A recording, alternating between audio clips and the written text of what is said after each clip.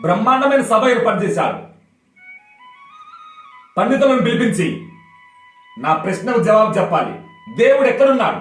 దేవుడు ఎటు చూస్తుంటాడు? దేవుడు ఏం పని చేస్తుంటాడు? పండితుల గొంతుల్లో ఎలక్కాయలు పడినాయి. అందరూ దిమ్మదిరిగిపోతుంటే దారిలో ఒక గోపాలుడు పోతుంటాడు.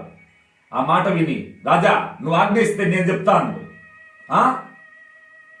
అంతకంటే భాగ్యమా? ఓకే చెప్పండి స్వామి. రాజా, చెప్పేవాడు పైన ఉండాలి, వినేవాడు కింద ఉండాలి. ముందు మీరు సింహాసనం దిగాలి. చిత్తం అలాగే. మరి గోపాలుడు సింహాసనం మీద కూర్చున్నాడు, భూపాలుడు చేతులు కట్టుకోను. చెప్పండి ప్రభు, ఇప్పుడు అడుగుతాను ప్రశ్న, జవాబు చెప్పండి. రాజా,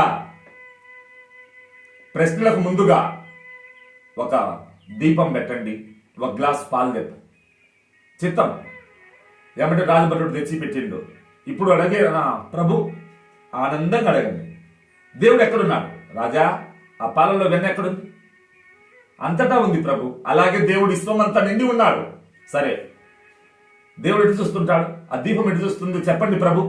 ఆ దీపం చుట్టూ పట్టణాలు చూస్తుంది. అలాగే దేవుడు విశ్వమంతను చూస్తున్నాడు. శాబాస్. సరే, దేవుడు ఏం పని చేస్తాడు? రాజా, పరిత్రాణాయ సాధూనాం వినాశాయ చ దుష్కృతాం ధర్మ సంస్థాపనార్థాయ సంభవామి యుగే యుగే.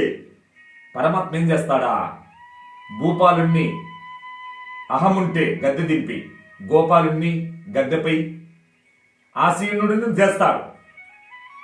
అంటే మంచివారిని అభివృద్ధిలోకి తేవడం, చెడ్డవారిని పాతాళంలోకి తొక్కడం భగవంతుడు చేసే అద్భుతమైన ధర్మ సంస్థాపనం.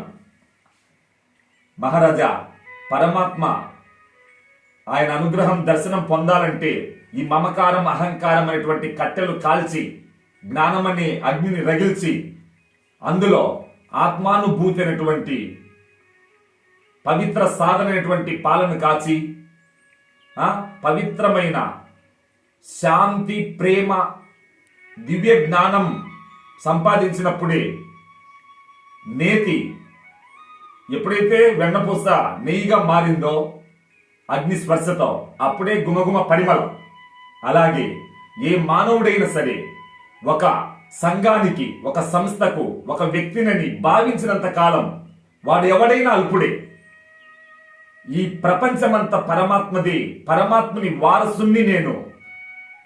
పరమాత్మ స్వరూపమే సత్యమని ఎవడైతే విశ్వ పరిపూర్ణుడై నిలుస్తాడో అతడి సాక్షాత్ పరబ్రహ్మ స్వరూపం. ఓం స్వస్తి.